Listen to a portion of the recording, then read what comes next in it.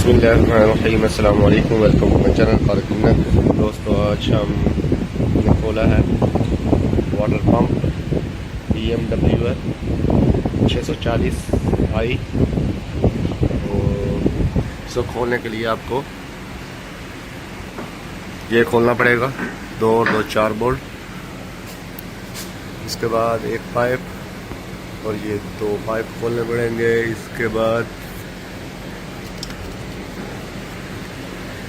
ये ग्रिप खोलना पड़ेगा। और इसके 3 बोल्ट है वाटर पंप के, 1 2 3।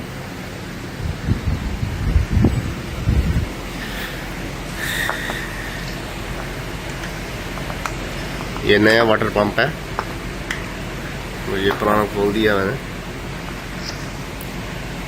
2 बोल्ट है नीचे के और 1 बोल्ट ऊपर है, और 2 पाइप हैं पानी वाले और एक ग्रिप है बस।